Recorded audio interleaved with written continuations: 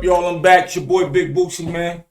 We got some more interesting news. We're gonna get into it a little more deeper a little later on, but I just wanted to bring it to your attention. You know, we've been talking about this R. Kelly stuff, and it's getting crazy. They said that his appeal is in.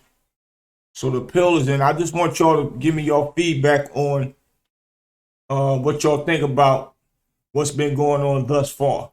I'm gonna give y'all a quick update. Basically they saying nothing he did was trafficking. How could he be trafficking if he had his girlfriend with him or sending for her? How could it be trafficking if he didn't know the girl was 18 years old? The parents should be charged with it because they the one first paid for the first trip, and or even if he just paid for a trip and he didn't know that she was of age, he thinking she 18, rather she his girlfriend or just somebody he was trying to sign as an artist. Why would that be trafficking? That's one thing. The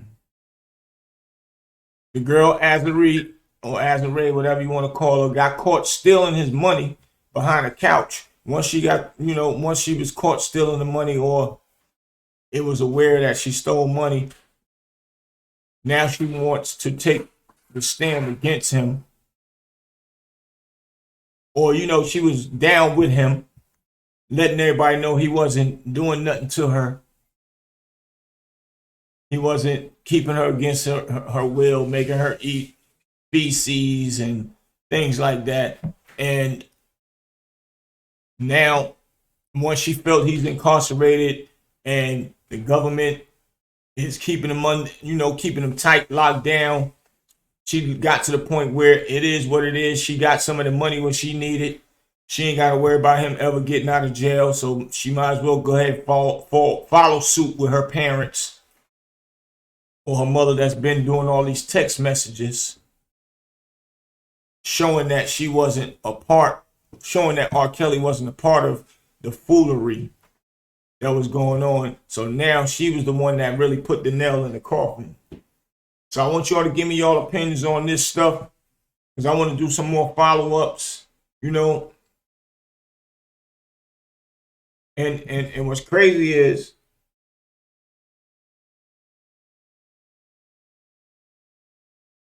another thing. The government had the COs listening to his conversation with his lawyers. So they knew that, the things where his lawyers was going to come at as far as defense for them, or for him. They knew the defense or the strategy that they was going to be fighting at, rather, excuse me. And not only that, lawyer, when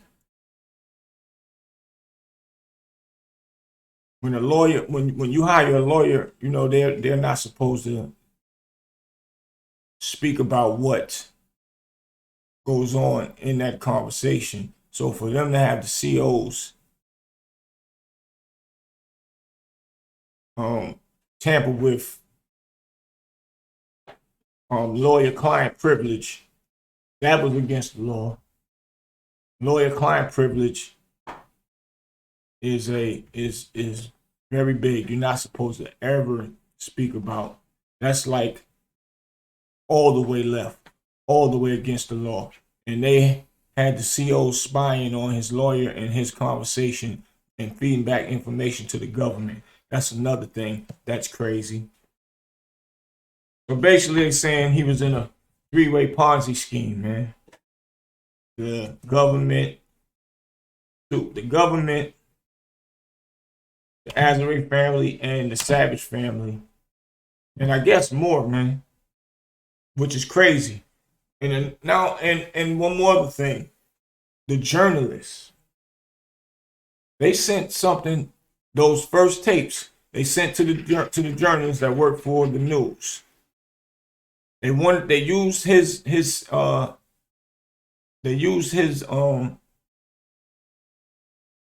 his statement or wanted him to get on the stand and testify to saying that the tapes that was sent to his house, he don't even know who sent the tapes and put them into his mailbox, his house or wherever mailbox they put it in. Just in case I'm not saying everything correctly, because I'm running through it fast. I'm gonna do a follow up later on with me and somebody. I'm gonna follow with some people that's following the story, but they sent tapes to him, and he took them to the FBI after he reviewed them, the tapes with R. Kelly, the sex tapes, and they was asking him now, up to date, are those the tapes that was sent back then? I guess they had them in evidence for the 20 years since he sent them back. He said he don't know if those are the tapes. He can't remember. They was VHS tapes, and you probably can get tapes from anywhere. And he made a joke about it. You can get them from Best Buy anywhere, which they probably don't even sell VH tapes no more. But he was just being honest. He don't know if those are the same tapes because it happened so long ago. He can't even remember how they look. He just turned them over to them. And long story short, they saying analysts analyze them and they're really not the same tapes. I mean, analysts analyze them. They saying that the guy in there is not R. Kelly. So I just want to know, what y'all guys take on this, because I know y'all been hearing everything. I've been hearing some things that's going on, the transcripts. I mean, the text messages from the mother, how she plotted on this whole scheme to get R. Kelly by utilizing her young daughter, and why she's not in jail. All of the above, man. It's crazy how we could tear a black man down. And if a man did something crazy by touching kids and all that, I'm with that. Send him to jail. I'm with that. Send them to jail. I'm with sending somebody to jail. Touching on kids, hurting old people, hurting ladies, women. That's something you never, ever, hurting kids, never, ever should do. Ever.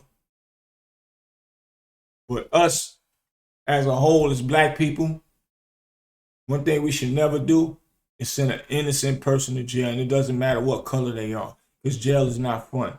I've been there. And then you take them away from their families just so you can get some money. Just for money, that's a no-no. That's a no-no. Assassinate somebody's character, their legacy, that's a no-no. They doing something wrong, let's do it right and get them done, or get it done, procedures done the correct way. Don't fight to put somebody down. This whole Me Too movement actually done all of this stuff. Lifetime TV shows, which I love to watch and sit and binge watch, actually took away a black man's life, all due to lies. That's crazy to me. That's crazy to me. A lot of people have been doing, giving people backlash that's actually supporting sending a black man to jail, which is R. Kelly. They still saying that he have these old things. He have other old things going on with other women. It shows that he didn't hold nobody against their will. It shows he was just sending money to his girlfriends. It didn't show he was sending money to pay for sex. Like, people need to put themselves in the shoes of a person such as R. Kelly. And he's not just the only black person that went to jail for something he didn't do. And the government or the states or the United or regular state court sent people to jail for years. And they had to prove later on to get out after they did all this time. That's crazy. And that's not fair to people, man. So yeah, we're gonna do this follow-up. I just wanted to touch base with y'all real quick and give y'all some real quick insight of what's going on with the R. Kelly thing. And then y'all give me some feedback, some comments, and I'll be back. And I'll have a few other people on my panel talking with them. And interesting conversation, because it's not the first black man that went to jail for something that he did not do. And not only that, when it comes to just industry stuff, people like Michael Jackson, Prince, should I name a few, got killed for certain things that's behind this industry stuff that a lot of people don't know about, and that they're getting away with just because. So yeah, I'll be back. It's your boy Big Bootsie, Street Knowledge Podcast. See y'all in a minute.